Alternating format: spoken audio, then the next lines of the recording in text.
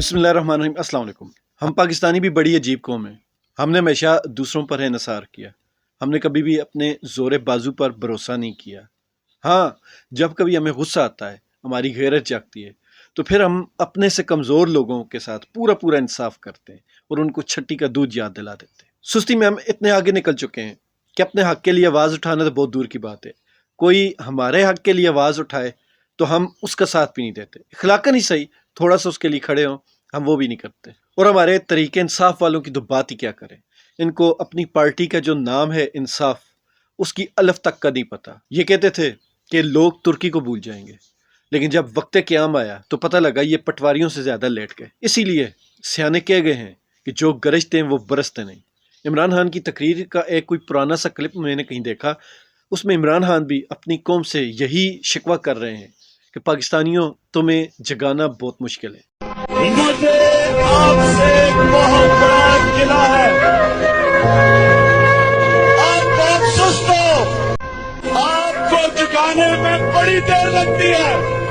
और यकीन माने यही सच है। मुझे लगता है कि इमरान खान इस सिस्टम से नहीं टूटेंगे, लेकिन वो अपनी इस कौम के हाथों टूटकर जरूर इस मुल्क से चले जाएंगे।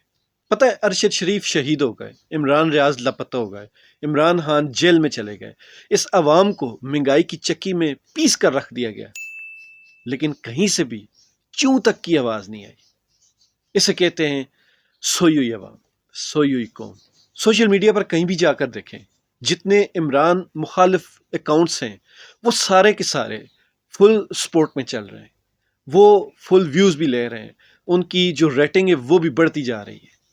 कैसे फेक हो सकता है, जो भी है, लेकिन उसकी निस्बत पाकिस्तान तरीके इंसाफ के जितने भी अकाउंट्स हैं, उनको जो बड़े मेन अकाउंट हैं वो तो चल ही रहे हैं, लेकिन जो छोटे लोग उनको सपोर्ट करते हैं वो अकाउंट दिन ब दिन डेड होते जा रहे हैं। उसकी वजह क्या है? हमारे जितने भी तरीके इंसाफ के सपोर्टर हैं वो हर एक ने अपनी डेड एंड इंड की एक मस्जिद बना ली है, और वो चाहता है कि मेरा जो अपना पाव गोश्त का फ़ायदा है उसके लिए चाहे किसी की पूरी गाय ज़ब होती है तो होने दें।